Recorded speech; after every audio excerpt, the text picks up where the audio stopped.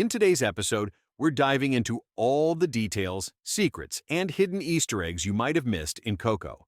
Who doesn't love the clever Easter eggs that Disney and Pixar hide in their films? Pixar and Easter eggs go together like peanut butter and jelly, and that's why discovering them is one of the best things for any movie lover. So, if that sounds like you, let's jump into this incredible adventure together. Stay tuned, because you'll be surprised to find out how many hidden gems Coco is packed with. Coco is one of the most beloved family animated movies of recent years. Together with a 12-year-old boy named Miguel, we're taken on a journey into the mysterious and breathtaking land of the dead. Miguel is passionate about music, and his biggest dream is to become a musician. But there's a problem. His family has banned music ever since his great-great-grandfather left them to pursue his musical dreams. But Miguel doesn't give up. Just like his great-great-grandfather, he follows his heart. And along the way, he uncovers the truth behind why music is forbidden in his family. Now, it's time to look at all the Coco Easter eggs we've found so far. There may be differences in families, but at the end of the day, nothing is more important than family. Frida Kahlo is one of the most iconic characters you'll meet in Coco. This isn't the first time we've seen Frida on screen.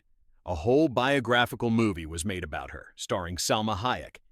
In Coco, Frida technically appears twice. The first time is when Hector pretends to be her so he can cross the bridge at the Day of the Dead customs checkpoint.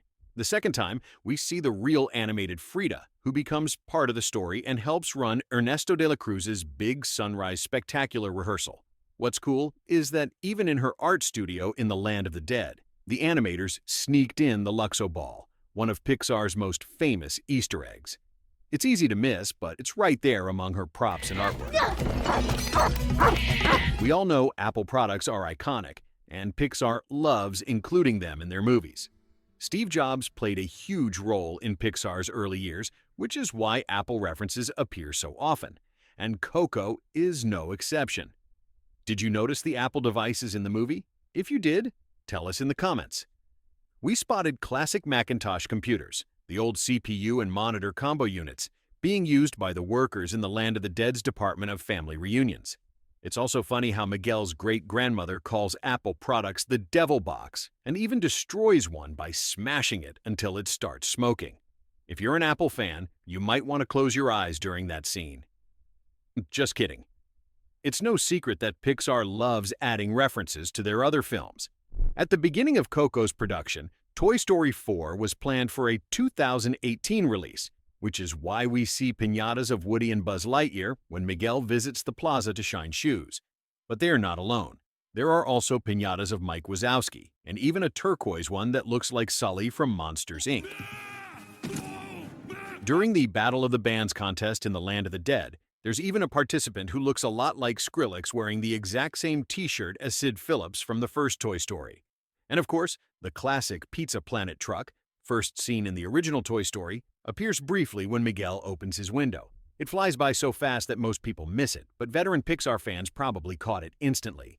And speaking of Pixar traditions, we also see the famous code A113 twice in Coco. It appears on one of Ernesto de la Cruz's old album covers, and again at the entrance door to the Department of Family Reunions in the Grand Central Station of the Land of the Dead. This number is a tribute to the animation classroom where many Pixar artists studied, so its appearance is a subtle nod to Pixar's roots.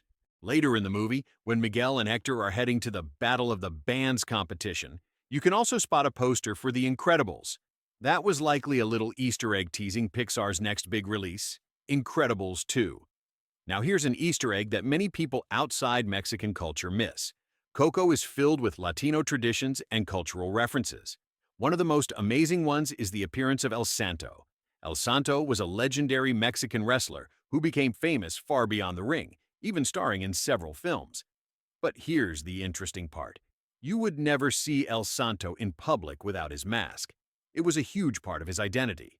In Coco, he's shown wearing his mask even in the afterlife, attending Ernesto de la Cruz's Day of the Dead party. It's a perfect tribute to how important his mask was to him. I'm Ernesto's great-great-grandson. Here's something incredible. There's one actor who has voiced a character in every Pixar film. That actor is John Ratzenberger. He voiced Mac the Truck in Cars, the Yeti in Monsters, Inc., and many more. But what about Coco? Did you notice which character carries his voice? If not, don't worry. We'll reveal it now. John Ratzenberger voices Juan Ortodontia. Not a major character, but if you watched closely, you might remember him as the quiet guy who gets to cross over on the Day of the Dead because his dentist still remembers him. And speaking of dentists, did you notice that the dentist's office is the same one from Finding Nemo? And that's not the only Finding Nemo reference. Early in the movie, when Miguel heads to the plaza, we see little handmade animal figures, traditional Mexican alebrijes, which act as spirit guides in the land of the dead.